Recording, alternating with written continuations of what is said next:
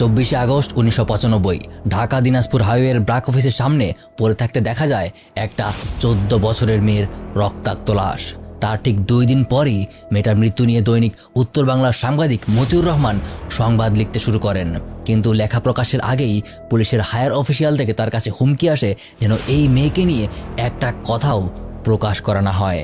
কিন্তু কোনো কিছুর পরোয়া না করে সে লিখতে শুরু করলে পুরো পত্রিকা অফিসেরই বিদ্যুতের লাইন বন্ধ করে দেওয়া হয়। কিন্তু তাতেও তাকে আটকানো যায় না। মতিউর পাশের বাসা থেকে বিদ্যুতের লাইন ধার করে এনে সংবাদ প্রকাশ করেই ফেলে। সংবাদে লেখা ছিল এমন কিছু তথ্য যা জানার পর দেশের পুরো জায়গার মানুষ একসাথে প্রতিবাদে রাস্তায় নেমে আসে। শুরু হয় তীব্র আন্দোলন। সমগ্র দিনাজপুর জ্বলে ওঠে। মাত্র 24 ঘন্টার মাঝে আন্দোলন এমন পর্যায়ে চলে যায় যে পরিস্থিতি সামাল দিতে সরকারকে দিনাজপুরের সব জায়গায় বিজিবি নামিয়ে কারফিউ পর্যন্ত ঘোষণা করতে হয়। কিন্তু তারপরও কারফিউ উপেক্ষা করে হাজার হাজার মানুষ রাস্তায় নেমে আসে। 24-এর মতো 95-এও পুলিশ আন্দোলনরত মানুষের উপর নির্বিচারে গুলি চালায়। অফিসিয়াল রেকর্ড অনুযায়ী সেদিনই 7 জন মানুষ মারা যায় আর গুরুতর আহত হয় প্রায় 3 শতাধিক মানুষ। এতে মানুষের ক্ষোভ এমন পর্যায়ে চলে যায় এবার তারা একের পর এক দিনাজপুরের পুলিশ স্টেশন পুড়িয়ে দিতে শুরু করে। একদিনের মাঝেই পুরো শহর পুলিশ শূন্য হয়ে পড়ে। শহরবাসী বলতে শুরু করে যে পুলিশকে আর কেউ বাসা ভাড়া পর্যন্ত দেবে না। সরকার তার সর্বোচ্চ শক্তি প্রয়োগ করেও আন্দোলন থামাতে পারে না। অনেকে বলে এই ঘটনার কারণেই 1996-এর জাতীয় নির্বাচনে বিএনপি হেরে গিয়েছিল। কিন্তু প্রশ্ন আসে, কি হয়েছিল সেই 14 বছরের মেয়ের সাথে? আর কি ছিল মতিউর রহমানের নিউজে? আর সরকার এখানে কাকে বাঁচানোর চেষ্টা করছিল? আজ 24 আগস্ট ইয়াসমিন ট্র্যাজেডি দিবসের 28 বছর। আজ 24 আগস্ট ইয়াসমিন ট্র্যাজেডি দিবস। ইয়াসমিন ট্র্যাজেডি দিবস কাল। ট্র্যাজেডির 29 বছর পরও দিনাজপুরে ইয়াসমিন ট্র্যাজেডি দিবস। ইয়াসমিন ট্র্যাজেডি দিবস আজ 25 বছর আগে। আজ 24 আগস্ট ইয়াসমিন ট্র্যাজেডি দিবস। দিনাজপুরের ইয়াসমিন হত্যা ট্র্যাজেডির 27 বছর আজ। দিনাজপুরের কিশোরী ইয়াসমিনকে হত্যার 26 বছর আগ। দিনাজপুরের কিশোরী ইয়াসমিন ট্র্যাজেডির 23 বছর আগ। Welcome to the show Beyond the Headlines with Maruf. This is the complete story about Yasmin murder case.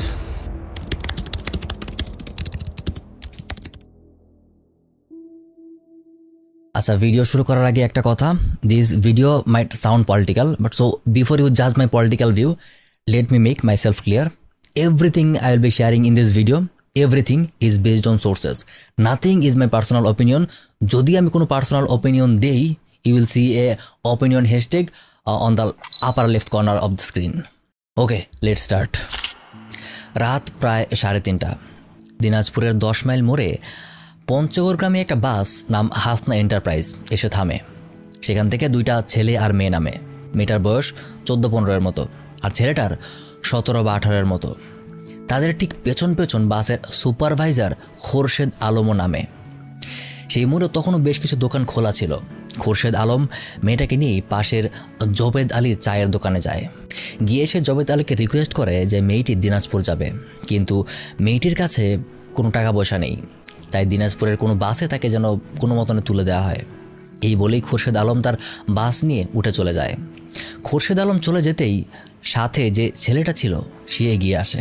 Jabed আলীর ঠিক পাশেই হাফিজুলের চায়ের দোকান ছিল। সেখানে বসে চা খায় আর মেয়েটাকে একটা পাউরুটি কিনে দেয়। চা আর পাউরুটি খেয়ে মেয়েটা আর ছেলেটা রাস্তার পাশেই বাসের অপেক্ষায় হাঁটাহাঁটি করতে থাকে। এই পয়েন্টে এসে একটা কথা আপনাদের আবার মনে করিয়ে দেই।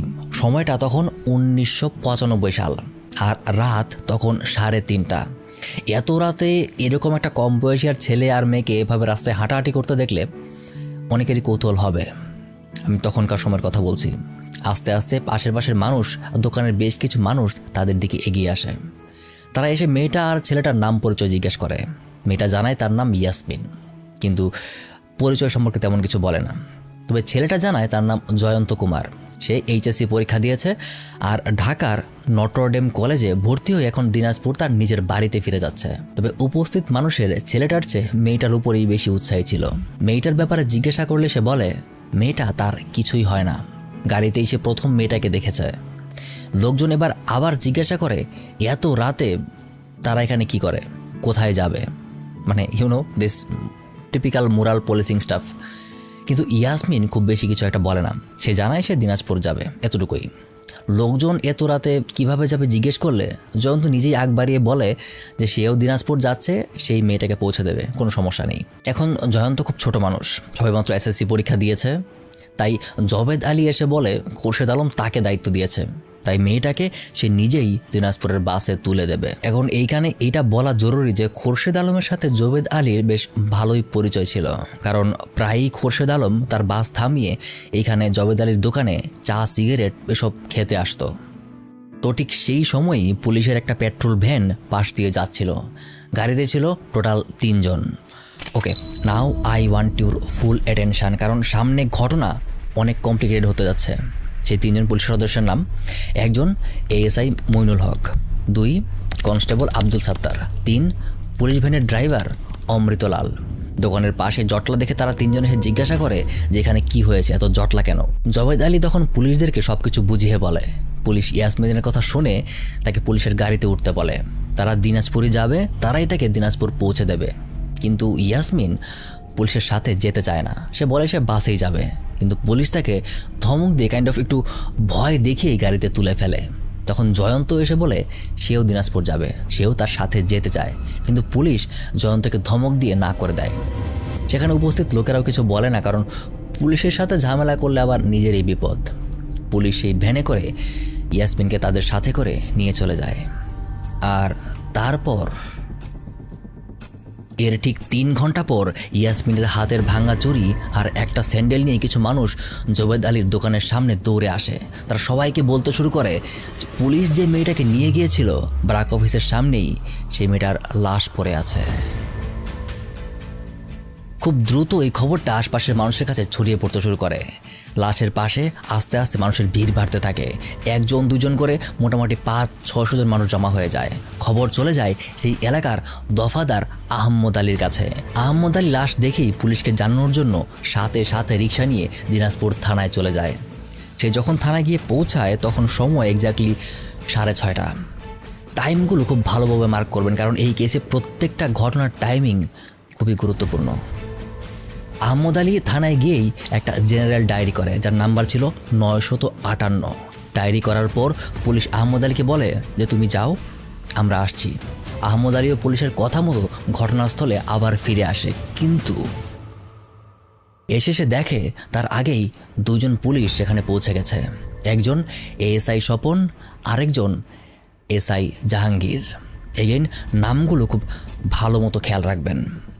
স্বপন আর জাহাঙ্গীর মিলে ইয়াসমিনের লাশের সুরতহাল রিপোর্ট তৈরি করতে শুরু করে। I know a lot of you may not know about সুরতহাল কী জিনিস। সংক্ষেপে আর সহজ ভাষায় সুরতহাল বোঝাতে গেলে এটা মানে লাশের এবং লাশের পারিপার্শ্বিক একটা অবস্থার বর্ণনা ডায়েরিতে লিখে রাখা। সুরতহালে তারা লিখে যে মেয়েটার নাকে মুখে রক্ত আছে, কিন্তু শরীরে আর কোনো আঘাত নেই। কিন্তু এই সুরতহাল রিপোর্ট তৈরি করতে গিয়েই তারা এমন একটা কাজ করে ফেলে যেটা তাদের উপরই খুব বাজেভাবে ব্যাকফায়ার করে। উপস্থিত এই 500-600 মানুষের সামনেই ইয়াসমিনের লাশের গায়ের জামাকাপড় খুলে তাকে বিবস্ত্র করে ফেলে। লাশকে সম্পূর্ণ নগ্ন করে তারা সুরতহাল রিপোর্ট তৈরি করে। ইয়াসমিন কোনো 4 বছরের বাচ্চা ছিল না, তার বয়স ছিল 14-15-এর আশেপাশে। বয়স যাই হোক না কেন, কোনো লাশকেও নগ্ন করার অধিকার, নগ্ন করে ফেলে রাখার অধিকার কারণেই এই নিউজটা খুব দ্রুত আশেপাশের মানুষের কাছে ছড়িয়ে পড়ে যে পুলিশ মানুষের সামনেই একটা মেয়েকে নগ্ন করে ফেলেছে। মানুষ ক্ষোভে ফুঁসতে শুরু করে। একে তো ইয়াসমিনকে পুলিশই রাতে নিয়ে গিয়েছিল, আর এখন লাশকে এভাবে নগ্ন করা হচ্ছে দেখে গুঞ্জন উঠতে শুরু করে যে পুলিশই ইয়াসমিনকে মেরে ফেলেছে। এখন অবধি হয়তো আপনাদের লাগছে যে this is a pretty simple case, maybe হয়তো এটা পুলিশের পেন মার্ডার কেস, হয়তো পুলিশ করেছে, অথবা পুলিশ ইয়াসমিনকে অন্য কারো হাতে তুলে দিয়েছে অ্যান্ড মার্ডার করার জন্য। But as I always say, sometimes reality is stranger than fiction, কারণ the actual story is way darker than you think. দফাদার আহম্মদ আলী যে ডায়েরিটা করেছিল সেটার নাম্বার ছিল 958। তার ঠিক 5 মিনিট আগে পুলিশের দ্বারাই আরেকটা ডায়েরি করা হয়েছিল, 957 নম্বর ডায়েরি। ডায়েরিটা করেছিল সেই 3 জন, এএসআই মইনুল হক, কনস্টেবল আব্দুস সাত্তার এবং ড্রাইভার অমৃতলাল। ডায়েরিতে তারা লিখে যে 10 মাইল মোড়ে জটলা দেখে তারা সেখানে একটা মেয়েকে পায়। মেয়েটার কাছে টাকা পয়সা কিচ্ছু ছিল না। সেখানে উপস্থিত লোকেরা তাদেরকে অনুরোধ করে মেয়েটাকে দিনাজপুর অবধি পৌঁছে দেওয়ার জন্য। সেখানে লোকেদের অনুরোধেই মেয়েটাকে তারা গাড়িতে তোলে। মেয়েটাকে নিয়ে আসার সময় হঠাৎ মেয়েটা চলন্ত গাড়ি থেকে লাফ দেয়। পুলিশ সদস্যরা গাড়ি থামিয়ে পেছনে আসলে দেখতে পায় যে মেয়েটা রক্তাক্ত অবস্থায় রাস্তায় পড়ে আছে। মেয়েটাকে নিয়ে যখন তারা হাসপাতালে যেতে ধরে তখন পথেই মেয়েটা মারা যায়। এই অবস্থায় তারা কি করবে কিছু বুঝতে না পেরে মেয়েটার লাশ ব্রাক অফিসের রাস্তার পাশেই ফেলে চলে আসে।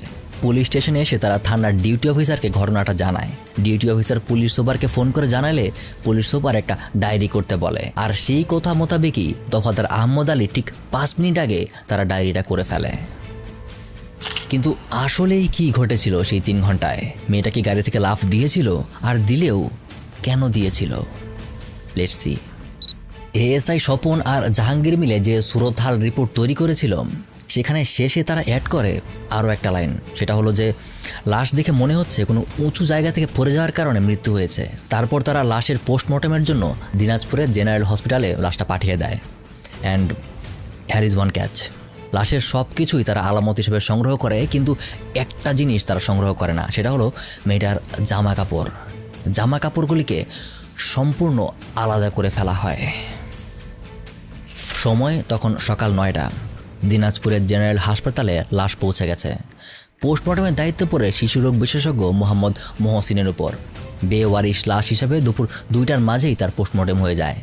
রিপোর্টে মহসিন লিখে মেয়েটার মাথায় আঘাতের চিহ্ন আছে, ফুসফুস হৃৎপিণ্ড সব কিছু স্বাভাবিক, হাতে পায়েও কিছু ছাল উঠে গেছে, হয়তোবা কোনো উঁচু জায়গা থেকে পড়ে গিয়ে মেয়েটার মৃত্যু হয়েছে। এখন প্রশ্ন আসে, পুলিশের সাথে ভ্যানে যাওয়ার সময় উঁচু জায়গাটা আসলে কোথায়? পুলিশের নিজেদের ডায়েরির কথাও যদি ধরি তাহলে গাড়ি থেকে ইয়াসমিন লাফ দিয়েছিল, কিন্তু প্রশ্ন থেকে যায় পুলিশের গাড়ি আসলে কতটুকু উঁচু? ডাক্তার মহসিনের থেকে রিপোর্ট নিয়েই পুলিশ দ্রুত আঞ্জুমানে মফিদুলের একজন কর্মচারীকে ডেকে তার হাতে ইয়াসমিনের লাশটা তাকে তাড়াতাড়ি বেওয়ারিশ লাশ হিসেবে কবর দিয়ে দিতে বলে। And again I know some of you might not know that Anjuman Mufidul আবার কী জিনিস। আঞ্জুমানে মফিদুল একটা অর্গানাইজেশন যেখানে বেওয়ারিশ লাশের দাফন কাফনের কাজটা বিনামূল্যে এবং সঠিক প্রসেসের মধ্যে দিয়ে করা হয়। বাট বেচারি ইয়াসমিনের ভাগ্যে হয়তো ডিউ প্রসেস বলতে আসলে তেমন কিছু ছিল না। তাকে কোনো রকমের জানাজা ছাড়াই, কোনো ধরনের গোসল ছাড়াই দাফন করে ফেলা হয়। ও সেটাকে দাফন না বলে মাটি চাপা বলা উচিত। আর এটা তো স্পষ্টই বুঝতে পারছেন যে পুলিশ সদস্যরা শুধুমাত্র লাশটিকে না, তারা চাপা দেওয়ার চেষ্টা করছিল কোনো একটা ইনফরমেশন। কিন্তু কী সেই ইনফরমেশন? মানুষের মুখ আর কতক্ষণ চেপে ধরে রাখা যায়? দিনে দিনে এই খবরটা মানুষের মুখে মুখে পুরো এলাকায় ছড়িয়ে পড়ে। কয়েকটা ছোটোখাটো লোকাল পেপারেও নিউজটা ছাপা হয়ে যায় যে পুলিশের হেফাজতে মারা গেল একটি কিশোরী মেয়ে। আর মৃত মেয়েকে জনগণের সামনেই নগ্ন করা হয়েছে জেনে জনগণের ক্ষোভ আরও বেড়ে যায়। ছোটোখাটো অল্প বিস্তর আন্দোলনও সেই দিনে শুরু হয়ে যায়। যে পুলিশ সদস্যরা বুঝতে পারে যে যে কোনো মুহূর্তে পরিস্থিতি নাগালের বাইরে চলে যেতে পারে। তারপর তারা যা করে তা শোনার পর রীতিমতো আপনার মুখে থুতু চলে আসবে। রাতারাতি তারা ইয়াসমিনকে দেহ ব্যবসায়ী পতিতা বানিয়ে ফেলে। একদিনের মাঝেই সব জায়গায় নিউজ ছড়িয়ে পড়ে যে ইয়াসমিন ছিল একটা দেহ ব্যবসায়ী পতিতা। দিনাজপুর রেল স্টেশনের মালগুডাউন, সেখানে 4 জন দেহ ব্যবসায়ী পতিতা থাকত। মরিয়ম বেগম, সুলতানা আক্তার, বানু বেগম আর মর্জিনা খাতুন। গত কয়েকদিন ধরেই বানু এখানে নেই। 25শে আগস্ট দুপুরবেলা হঠাৎ করেই কয়েকজন পুলিশ সদস্য মালগোডাউনে চলে আসে আর মরিয়ম, সুলতানা, মর্জিনাকে আটক করে ফেলে। তারা তাদেরকে ইয়াসমিনের ছবি দেখিয়ে বলে যে তাদেরকে সাংবাদিকের সামনে গিয়ে বলতে হবে যে এটা তাদের সাথী বানুর ছবি। কিন্তু পুলিশের ধমকাধমকিতেও তারা কেউ এই কথা বলতে রাজি হয় না। তখন তাদেরকে ধরে রীতিমতো জোর করে পুলিশের ডিবি অফিসে নিয়ে যাওয়া হয়। সেখানে তাদেরকে প্রচণ্ড ভয়ভীতি দেখানো হয় যে সাংবাদিকদের সামনে এই কথা না বললেই তাদেরকে আজীবন জেলে ভরে রাখা হবে, কোনো দিনও তারা এটা থেকে মুক্তি পাবে না। তাই শেষ পর্যন্ত বাধ্য হয়ে তারা এটা বলতে রাজি হয়। তারপর ডিবি অফিস থেকে তাদেরকে এসপির অফিসেও নিয়ে যাওয়া হয়। সেখানে তাদের থেকে এই কথার স্বীকারোক্তি নেওয়া হয়। এখন বাকি প্রচার করা। পরদিন 26শে আগস্ট দিনাজপুর প্রেস ক্লাবের সেক্রেটারি কামরুল হুদা আর তার আরও কিছু সাংবাদিক প্রেস ক্লাবের সামনে বসেই গল্প করছিল। ঠিক হঠাৎ সেই মুহূর্তেই দিনাজপুরের এসপি তার গাড়ি থামিয়ে সাংবাদিক কামরুল হুদাকে জানায় যে মেয়েটার লাশ পাওয়া গিয়েছিল সেই মেয়েটা আসলে পতিতা বানু। এক কথায় ওটা একটা পতিতার লাশ। শুধুমাত্র তার এই কথার উপর ভিত্তি করেই বেশ কিছু পত্রিকা এটা ছেপে দেয়। কিন্তু আর একটু ভালো মতো প্রচার করার জন্য তখনকার এসপি ডিটেকটিভ ব্রাঞ্চে সকল পতিতাদের এনে একটা সাংবাদিক সম্মেলনের আয়োজন করে। বিভিন্ন পত্রিকায় তারা ফলাও করে প্রচার করে যে রাতের বধূ বানুর লাশ উদ্ধার। এখন প্রশ্ন আসতে পারে, তাহলে অরিজিনাল বানু কোথায়? তারও তো কোথাও না কোথাও থাকার কথা। 27 আগস্ট দুপুরবেলা দিনাজপুরের রেল স্টেশনে একটা 20 বছরের মেয়ে এসে নামার সাথে সাথেই পুলিশ এসে তাকে ঘিরে ধরে এবং তাকে 54 ধারায় গ্রেফতার করে ফেলে আর গোপনে জেলখানায় বন্দি করে রাখে। আর এই মেয়েটাই ছিল বানু। অ্যান্ড এগেইন হয়তো আপনাদের মধ্যে অনেকেই 54 ধারা সম্পর্কে না জানতে পারেন। সো বেসিক্যালি 54 ধারা হলো সিআরপিসির একটা ধারা, যেটা দিয়ে পুলিশ যে কাউকে কোনো ওয়ারেন্ট ছাড়াই গ্রেফতার করে ফেলতে পারে। সহজ করে বললে পুলিশ শুধুমাত্র সন্দেহের বশেই আপনাকে গ্রেফতার করতে পারে। এইটা আসলে আইন কম হাতিয়ার বেশি। এই আইনেরও একটা ব্যাক স্টোরি আছে। এই আইনটা বানিয়েছিল ব্রিটিশরা তাদের ব্রিটিশ বিরোধী আন্দোলনকে দমন করার জন্য। Okay, coming back to the topic. বানুকে আটকে রেখে সব জায়গায় তারা ইয়াসমিনের লাশকেই পতিতা বানুর লাশ হিসেবে প্রচার করতে শুরু করে। পুলিশের সেই লোকেরা হয়তো ভেবেছিল লাশকে কোনোভাবে পতিতা প্রমাণ করে গেলে জনগণের ক্ষোভ হয়তো কমে যাবে, একটা পতিতার জন্য হয়তো বা কেউ রাস্তায় নামবে না। But little did they know that was their or step, like it was নিজের পায়ে নিজেই কুড়াল মারা। 26শে আগস্ট বেশ কিছু নিউজ পেপারে এই নিউজ ছাপানোর পর জনগণ পুরো উল্টোই করে বসে। কেউই এই নিউজ বিশ্বাস করে না। এই ফেক নিউজ এত বাজেভাবে তাদের উপর ব্যাকফায়ার করে যে জনতা সেই দিনই 5টা নিউজ পেপার অফিসে আগুন দিয়ে দেয়। এমনকি কাছের একটা পুলিশের ফাঁড়িতেও তারা আগুন ধরিয়ে দেয়। আন্দোলনে আস্তে আস্তে বড় হতে শুরু করে। আন্দোলনে মানুষকে মাইকিং করে যোগ দেওয়ার জন্য আহ্বান করা হচ্ছিল, কিন্তু কোতোয়ালি থানা থেকে কিছু পুলিশ এসে সেই মাইকটা ভেঙে দেয়। কিন্তু তবুও দিনাজপুরের রামনগর মোড়ে সন্ধ্যার সময় কয়েক হাজার মানুষ জমা হয়ে যায়। সেখানেই তারা ইয়াসমিনের গায়েবানা জানাজা পড়ে। জানাজা শেষে তারা সবাই কোতোয়ালি থানা ঘেরাও করে। তারপর সারা রাত তারা থানা ঘেরাও করে রাখে। থানার সামনেই পুলিশের সাথে জনগণের কয়েক দফা সংঘর্ষ হয়, কিন্তু পুলিশের দ্বারা ইয়াসমিনের হত্যার প্রতিবাদে থানার সামনে বিক্ষোভ চলতেই থাকে। 27 তারিখ পরিস্থিতি আরও ভয়াবহ হয়ে ওঠে। এইবার আরও 4টি পুলিশের ফাঁড়ি জ্বালিয়ে দেওয়া হয়। পুলিশের 4টি ভ্যান আগুনে পুড়িয়ে দেওয়া হয়। স্থানীয় বিভিন্ন সংগঠন সবাই প্রতিবাদ করতে শুরু করে। সরকারি অনেক অফিসে আক্রমণ করা হয়, এমনকি উপজেলা ইউনোর অফিস পর্যন্ত ভাঙচুর করা হয়। সুযোগে কাস্টমস অফিসের মালামাল পর্যন্ত সব কিছু লুট করে সেখানে আগুন লাগিয়ে দেওয়া হয়। এমন অবস্থা দেখে সরকার একদম ফুল কারফিউ জারি করে, কিন্তু কারফিউকে কেউ আমলে নেয় না। বিক্ষোভ মিছিল আন্দোলন যেন আরও বাড়তেই থাকে। লোকজন এমনই বিক্ষুব্ধ ছিল যে তারা মিছিল তো করেছেই, পুলিশ ফাঁড়িতে আগুনও দিয়েছিল। আন্দোলনের দিনগুলো খুব ভয়াবহ ছিল। যেমন আমরা 71-এ দেশ স্বাধীন করি, ঠিক সেই ধরনেরই একটা চরম আন্দোলন হয় সারা দেশেই। আমি অনির্দিষ্ট সময়ের জন্য সে সময় হরতাল আহ্বান করেছিলাম। হরতালে সাড়া দিয়ে জনগণ রাস্তায় নেমে এসেছিল। আন্দোলনের সবচেয়ে ভালো বর্ণনা পাওয়া যায় মাহবুব আলীর একটা লেখা থেকে। তিনি অনেকটা বর্ণনা দিয়েছেন যে সবথেকে বেশি আন্দোলন হয়েছিল লিলির মোড় এলাকায়। ওখানে পুলিশকে ওপেন ফায়ারের নির্দেশ দেওয়া ছিল। পুলিশ নির্বিচারে গুলি চালাতে শুরু করে।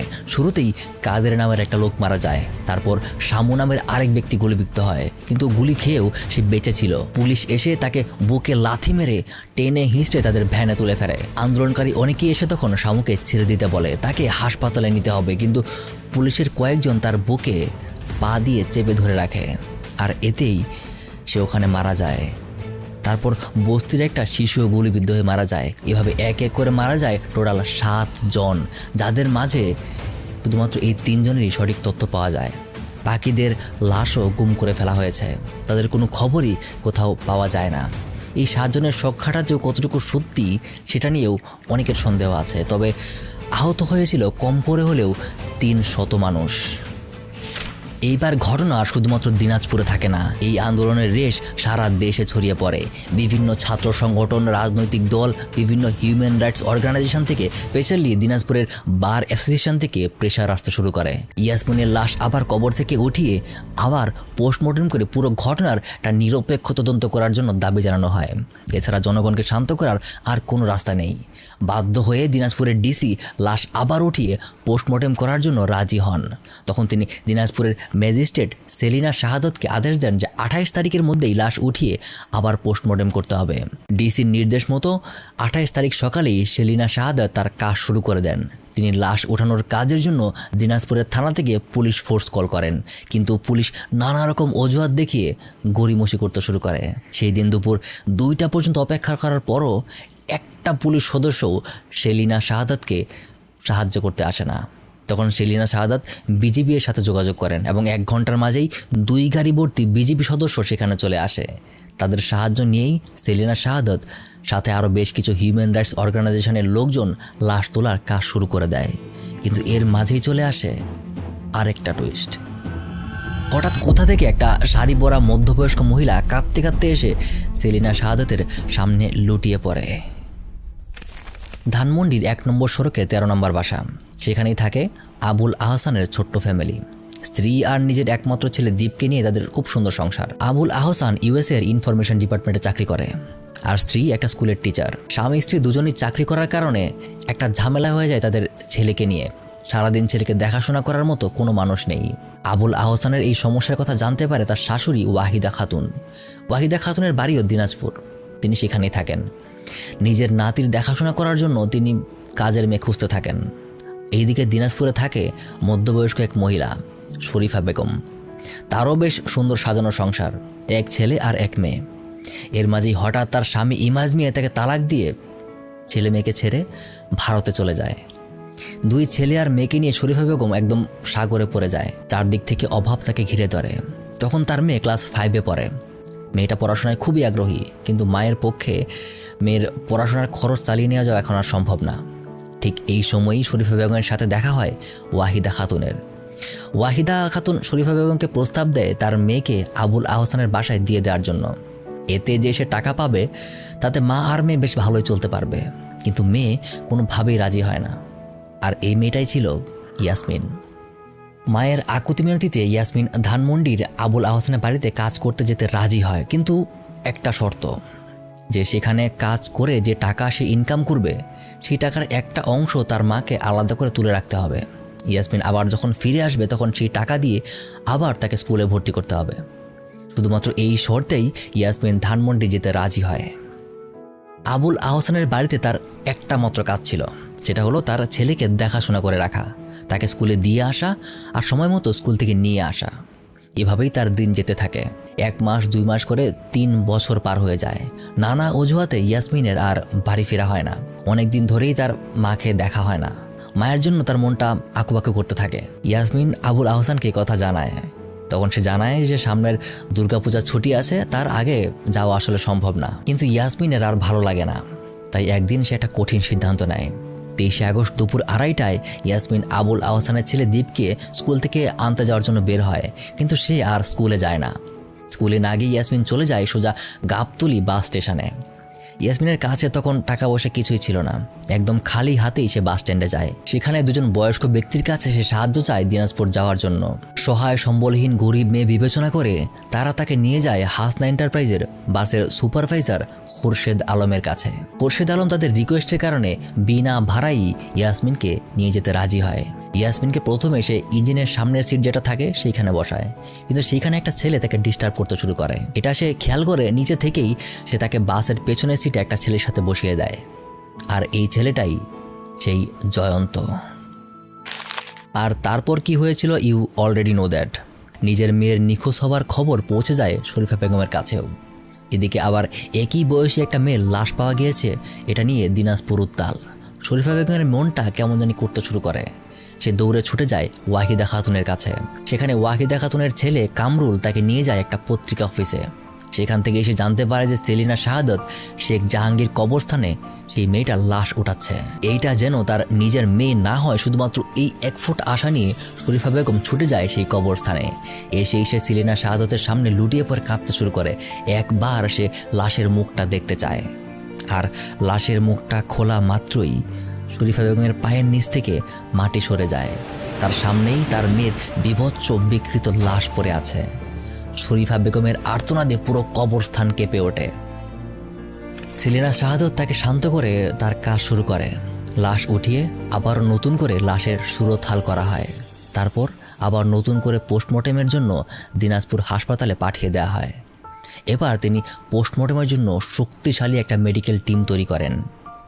টিমের জন্য রংপুর মেডিকেল কলেজের প্রফেসর ডাক্তার মতলুব আহমদকে আনা হয়, আর তার সাথে আরও 2 জনকে আনা হয়, যাদের মধ্যে একজন ফরেন্সিক মেডিসিন এক্সপার্ট। কিন্তু এই মেডিকেল বোর্ড গঠন এবং তাদের দিনাজপুর অফিসিয়াল প্রসেসের মধ্যে নিয়ে আসতেই লেগে যায় আরও 2 দিন। এই 2 দিন লাশটা দিনাজপুর মেডিকেলের ডেড হাউসে ফ্রিজিংয়ে সিলগালা রুমে রাখা ছিল। 30 আগস্ট বিকাল 4টা শুরু হয় নতুন এই মেডিকেল বোর্ডের পোস্টমর্টেমের কাজ। কিন্তু পোস্টমর্টেম শেষে ডাক্তাররা এমন একটা নির্মম আর ভয়াবহ কিছু তথ্য দেয়, যা জানার পর যে কোনো সুস্থ মানুষেরও আত্মা কেঁপে উঠবে। তারা বর্ণনা দেয় মেয়েটার জিহ্বা তার দাঁত দিয়ে কামড়ে ধরা ছিল, সেই সাথে গলায় আর ঘাড়েও ক্ষতচিহ্ন আছে। স্পষ্টই বোঝা যায় যে তাকে গলা টিপে মেরে ফেলা হয়েছে। তার চেয়েও ভয়াবহ তথ্য, ইয়াসমিনের প্রাইভেট পার্টটা স্বাভাবিকের চেয়ে 3 আঙ্গুল পরিমাণ প্রশস্ত অবস্থায় পাওয়া যায়, আর সেখানে রক্ত জমাট বাঁধা অবস্থায় ছিল। মাথার পেছনেও গুরুতর আঘাতের চিহ্ন আছে। ফাইনাল রিপোর্টে মেডিকেল বোর্ড বলে ইয়াসমিনকে প্রথমে ধর্ষণ করা হয়, মৃত্যুর জন্য তার মাথায় আঘাত করা হয়, আর তাতে মৃত্যু না হলে তাকে গলা টিপে মেরে ফেলা হয়। এদিকে 28, 29, 30 আগস্ট আন্দোলন আর জনবিক্ষোভ বাড়তেই থাকে। আন্দোলনে মৃত মানুষের লাশ গুম করা, পুলিশের গুলিতে বস্তির শিশুর মৃত্যু, তার উপর ইয়াসমিনকে পতিতা বানানোর চেষ্টা, এসব কারণে মানুষের ক্ষোভ এতটাই বেড়ে যায় যে মানুষ রীতিমতো পুলিশকে দেখলেই শত্রু ভাবতে শুরু করে। হয়তো এই কারণেই সেলিনা শাহাদতের পুলিশকে কল করার পরেও কোনো পুলিশ তাকে সাহায্য করতে নিজের ইউনিফর্ম পরে কবরস্থানে যাওয়ার সাহস পায়নি। দিনাজপুর 3 দিন কোথাও একটা পুলিশ সদস্যকেও রাস্তায় দেখা যায়নি। পুরো জেলাটাই যেন সম্পূর্ণ পুলিশ শূন্য হয়ে পড়ে। পুলিশের বদলে সব জায়গায় বিজিবি ডিউটি পালন করতে থাকে। দিনাজপুর জেলার পুলিশ সুপারকে বদলি করে ফেলা হয়, সেই সাথে কয়েকটা থানার 105 জন পুলিশকেও বদলি করে ফেলা হয়। But here is one catch, existing government এইখানেই খুব বড় একটা ভুল করে বসে। সরকার থেকে একটা প্রেস নোট রিলিজ করা হয়। প্রেস নোটে তারা অভিযুক্ত পুলিশ সদস্যদের বাঁচানোর চেষ্টা করে। সেখানে পুলিশ সদস্যদের ডায়েরি, অর্থাৎ সেই 957 নম্বর ডায়েরির কথাই লেখা হয় যে ইয়াসমিনের মৃত্যুর কারণ পুলিশের ভ্যান থেকে লাফিয়ে পড়া। And this is not over. সেই এলাকার এমপি খুরশিদ জাহান হক একটা কথাও এই টপিক নিয়ে বলেনি। She was totally silent on this topic, না ইয়াসমিনকে নিয়ে, না আন্দোলনে মারা যাওয়া মানুষদেরকে নিয়ে। এই কারণেই দিনাজপুরের বার অ্যাসোসিয়েশন থেকেও তাকে অবাঞ্ছিত ঘোষণা করা হয়েছিল। চেহারা দেখে you might have already guessed that she is the sister of former prime minister Khaleda Zia.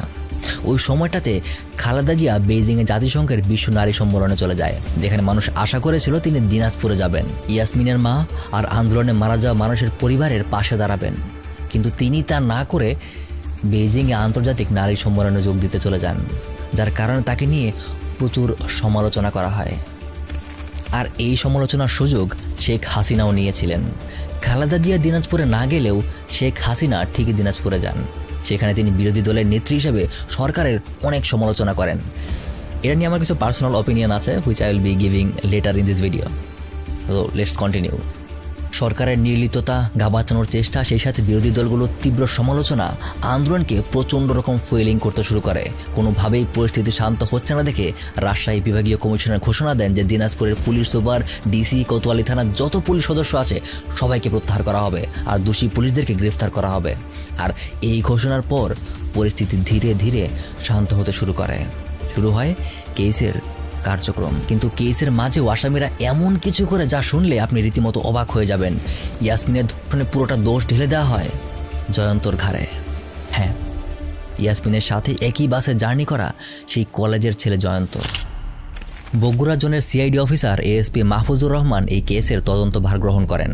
তিনি 44 জন সাক্ষীর জবানবন্দি নিয়ে টোটাল 9 জনকে আসামি করে মামলা তদন্ত চালিয়ে নিয়ে যান। এই 9 জনের মাঝে দিনাজপুরের পুলিশ সুপার থেকে শুরু করে পোস্টমর্টেম করা রিপোর্টের ডাক্তার, এএসআই জাহাঙ্গীর, ইয়াসমিনের লাশকে জনসমক্ষে নগ্ন করে সুরতহাল তৈরি করা স্বপন কুমার পর্যন্ত একদম সবাই ছিল। অ্যাজ ইউ নো, আমাদের জাস্টিস সিস্টেমটা অনেক স্লো একটা প্রসেস, তাই সব কিছুই অনেক স্লো চলতে শুরু করে। বিচার প্রক্রিয়া আরেকটু ফাস্ট করার জন্য হাইকোর্টের নির্দেশে মামলাটা তখন দিনাজপুর থেকে রংপুরে ট্রান্সফার করা হয়। যখন ট্রান্সফার করা হয় তখন সময়টা 20/8/1996। হ্যাঁ, ইতিমধ্যে 1 বছর পার হয়ে গেছে।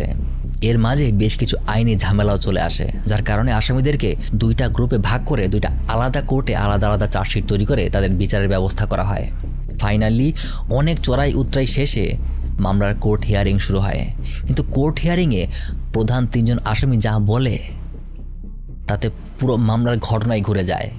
দে কালেকটিভলি সে দ্যাট 23শে আগস্ট রাতে তারা 10 মাইল মোড়ে যায়নি, তাদের কোনো পেট্রোল রেডি ছিলই না, না তারা দিনাজপুরে আসছিল, না তারা কোনো মেয়েকে মাঝপথে উঠিয়েছে। আই নো আপনারা এখন ভাবতেছেন তাইলে এতক্ষণ কি শুনলাম। I always say reality is often stranger than fiction. 25শে নভেম্বর 1996 রংপুরের নারী ও শিশু নির্যাতন দমন বিশেষ আদালতে জজ আব্দুল মতিন এই মামলার সাক্ষ্য গ্রহণ শুরু করেন। এই কোর্টের প্রধান আসামি সেই 3 জন অভিযুক্ত পুলিশ সদস্য। বাকিদের বিচার হবে অন্য কোর্টে। এবার সাক্ষী টোটাল 44 নয় 54 জন। এক এক করে তাদের বিরুদ্ধে সাক্ষী আসতে শুরু করে। সেই চায়ের দোকানদার জবেদ আলী থেকে শুরু করে পতিতা মরিয়ম, মর্জিনা, সুলতানা, অলমোস্ট সবার সাক্ষী আসামিদের বিরুদ্ধে যেতে শুরু করে। বাট এইখানে সবচেয়ে মেজর রোল প্লে করে সুকুমনির স্টেটমেন্ট। তখনও সকাল হয়নি, ভোরের আলো ফোটেনি। বাড়িতে টয়লেটের ব্যবস্থা না থাকায় জঙ্গলের ঝোপের ধারেই বাথরুম করতে বসেছিল সাঁওতাল সুকুমনি।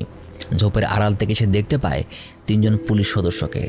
একটা বস্তার মতো কিছু একটা ধরাধরি করে গাড়ি থেকে নামিয়ে রাস্তার ধারে তারা ফেলে দেয়, তারপর সোজা চলে যায়। এই একটা স্টেটমেন্টই সেই পুলিশের পুরো কথার ক্লোজার টেনে দেয়।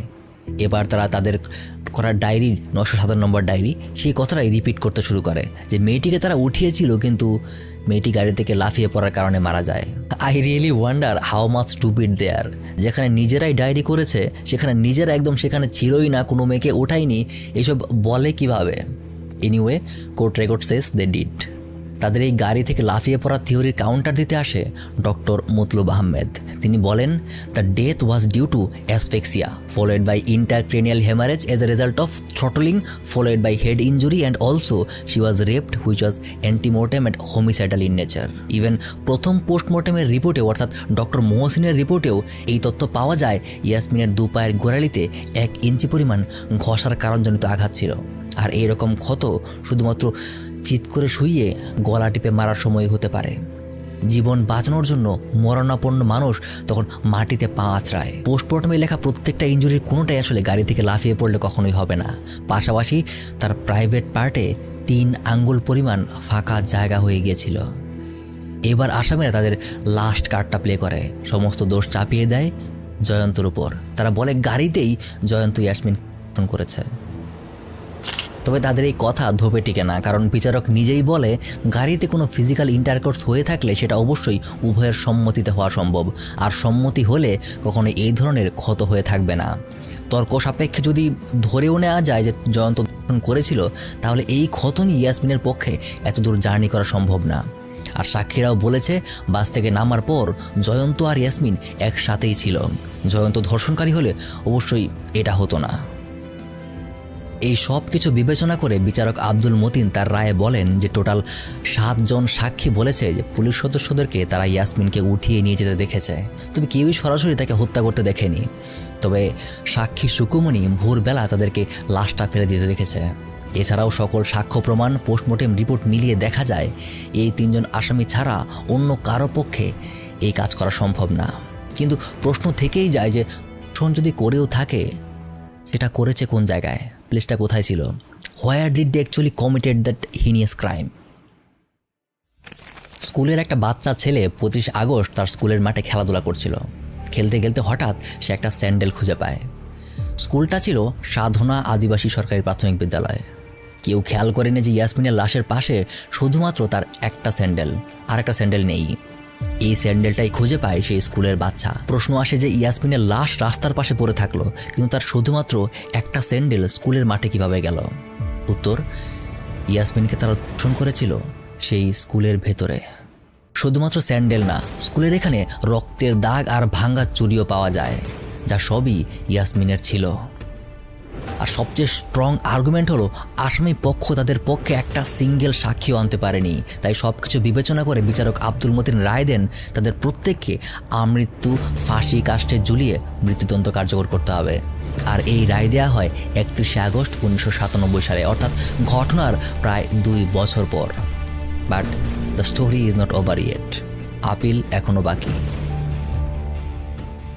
3 জনই রায়ের বিরুদ্ধে হাইকোর্টে আপিল করে, কিন্তু হাইকোর্ট আগের সিদ্ধান্তই বহাল রাখে, অর্থাৎ আপিলে তাদের কোনো লাভ হয় না। তারপর হাইকোর্টে সেই রায়ের বিরুদ্ধেই তারা সুপ্রিম কোর্টের অ্যাপিলেট ডিভিশনে আবার আপিল করে। এর মাঝে ড্রাইভার অমৃতলাল জেলেই মারা যায়। অ্যাপিলেট ডিভিশনও বাকি 2 জনের মৃত্যুদণ্ডই বহাল রাখে। এবার একদম লাস্ট রায়, রাষ্ট্রপতির কাছে প্রাণ ভিক্ষা চাওয়া। কিন্তু রাষ্ট্রপতিও তাদের এই ঘৃণ্য কাজের জন্য প্রাণ ভিক্ষা দেন নাই। ফাইনালি 2004 সালে, ঘটনার প্রায় 9 বছর পর এসআই মাইনুল আর কনস্টেবল আব্দুল সাত্তারের ফাঁসি কার্যকর হয়। কিন্তু বাকিদের আসলে শাস্তি বলতে তেমন কিছুই হয় না। স্বরাষ্ট্রমন্ত্রী পুলিশ সদস্যদের পক্ষ নিয়ে প্রেস নোট রিলিজ করে পুলিশের সাফাই গিয়েছিল। ইয়াসমিনকে বানিয়েছিল পতিতা, ডাক্তার দিয়েছিল মিথ্যা সার্টিফিকেট। দিনাজপুরের পুলিশ সুপার আন্দোলনকারীদের উপর গুলি চালানোর নির্দেশ দিয়েছিল। অভিযুক্ত পুলিশ সদস্যদের শাস্তি হলেও এদের কিন্তু কারো কোনো শাস্তি হয়নি। আন্দোলন না করলে হয়তো এগুলোও হতো না। একটা মেয়ের বিচারের জন্য আরও 60টা প্রাণ দিতে হয়, বাট স্যাডলি সেই 60টা প্রাণের বিচার কিন্তু আজও হয়নি। কিন্তু কি হয়েছে জানেন? সেই 7 জনের মাঝে সিরাজ নামের একটা গরিব রিক্সাওয়ালা ছিল। তার পরিবারের জন্য জনগণের থেকে ডোনেশন তুলে 1996 সালে একটা সঞ্চয়পত্র কেনা হয়েছিল, কিন্তু সেটাও 2004 সালে দিনাজপুরের জাতীয় সঞ্চয় ব্যুরোর 2 অফিসার গোপনে 1,88,000 টাকা আত্মসাৎ করে ফেলে। বাকি মৃতদের পরিবারের জন্য সরকার অনেক কিছু করার প্রমিস করেছিল, যার একটাও পূরণ হয়নি। যেমন আন্দোলনে নিহত শামুয়ের স্ত্রী ঠিক এই কথা বলে, সরকার আমাকে প্রতিশ্রুতি দিয়েছিল যে আমার কর্মসংস্থানের একটা ব্যবস্থা করবে, সেটাও তারা বাস্তবায়ন করতে পারেনি। এক কথায় সত্যি বলতে সেই 3 জন পুলিশ সদস্যদের ফাঁসি ছাড়া বাকি কারোরই তেমন কিচ্ছু হয়নি। অনেককে বদলি করা হয়েছে, অনেককে বরখাস্ত করা হয়েছে, কিন্তু এগুলো কি যথোপযুক্ত শাস্তি? যেখানে বিচারকের রায়ে স্পষ্ট উল্লেখ ছিল স্থানীয় প্রশাসনের উপর থেকে নিচ পর্যন্ত অলমোস্ট প্রত্যেকেই ঘটনা ধামাচাপা দেওয়ার জন্য আপ্রাণ চেষ্টা করেছে, but barely anything happen to them. আর সেই মামলাগুলি এখনও চলমান আছে। It's been 29 years, but those cases are still pending. এরই সাথে ইয়াসমিনের murder case closes here. But the video is not over yet. মানে officially it's over, you can skip now if you want, but you will miss some additional info. এখন আমি এই case সম্পর্কে কিছু additional info দেবো, সাথে আমার ব্যক্তিগত কিছু মতামত আর আমার কেস রিসার্চ প্রসেসের কিছু গল্প বলবো। Let's start. 2023 সালে প্রথম আলোতে একটা নিউজ বের হয়, যেখানে টাইটেল থাকে সুমন ধর নামের একজন ডিরেক্টর ইয়াসমিনের এই ঘটনাটা নিয়ে একটা সিনেমা বানাবে। নাম আমি ইয়াসমিন বলছি। সিনেমার অ্যাক্ট্রেস হিসেবে ঠিক করা হয় বিদ্যা সিনহা মিমকে। এই নিউজের পর থেকে ডিরেক্টর সুমন আর মিমের নাম্বারে কয়েকটা আননোন নাম্বার থেকে কল আসতে শুরু করে। শুরুতে ইগনোর করলেও পরে কথা বলে জানা যায় নাম্বারটা ডিবি হারুন এবং জায়েদ খান মিলে সিনেমা বানানোর বিরোধিতা করতে শুরু করে। সুমন ধর আর মিম দুজনকেই ডিবি অফিসে নিয়ে ডিরেক্টলি বলে দেওয়া হয় যে এই সিনেমা করা যাবে না, কারণ এতে পুলিশের ভাবমূর্তি নষ্ট হবে। এই কেস বাংলাদেশের ইতিহাসে একটা ল্যান্ডমার্ক কেস। আমার মধ্যে এই কেসটা যতটা না রেপ অ্যান্ড মার্ডার কেস, তার চেয়ে অনেক বেশি পলিটিক্যাল কেস। বাংলাদেশের পলিটিক্যাল হিস্ট্রি আপনি যদি দেখেন, আপনি দেখবেন সরকারকে বিব্রত করার মতো কিছু পেলেই অপোজিশন পার্টিগুলো উঠে পড়ে লাগে। বেশিরভাগই আসলে জাস্টিস সিক করাটা আসলে মুখ্য উদ্দেশ্য থাকে না, থাকে রাজনৈতিক ফায়দা হাসিল করার চেষ্টা। ইয়াসমিনের কেসেও আপনি ঠিক তেমনটাই দেখবেন। ইয়াসমিনের ভাইয়ের হাতে ঠিক এইভাবে একটা পোস্টার ধরিয়ে দিয়ে তারা প্রচারণাও চালিয়েছিল। আর এইদিকে সরকারের তো ভুলের অভাব ছিল না। অবশ্য আমি এগুলোকে ভুল বলবো না, এগুলো আসলে এক ধরনের অপরাধ বললেই বেটার। হয়তো এই কারণেই 1996-এর ফাইনাল নির্বাচনে বিএনপি হেরে যায়। Anyway, this video doesn't intend to create hatred on police department. আমি ব্যক্তিগতভাবে জেনারেলাইজেশন একদম পছন্দ করি না। ব্যাড কপস যেমন এক্সিস্ট করে, তেমন গুড কপসও এক্সিস্ট করে। সো পুলিশ মানেই খারাপ এই ধরনের মন মানসিকতা আসলে আমাদের তৈরি করা উচিত হবে না। আর কিছু কথা আসলে একদম না বললেই না, এই ভিডিওর বেশিরভাগ ইনফরমেশন সংগ্রহ করা হয়েছে এই বইটা থেকে, কিন্তু এই বইটা আপনি এখন কোথাও পাবেন না। তাহলে প্রশ্ন আসে যে আমি কিভাবে পেলাম? যখন আমি কেস রিসার্চ শুরু করি তখন দেখি অনলাইনে ইনফরমেশনের অনেক কমতি আছে, আর বেশ কিছু ইনফরমেশন আসলে পরস্পর সাংঘর্ষিক।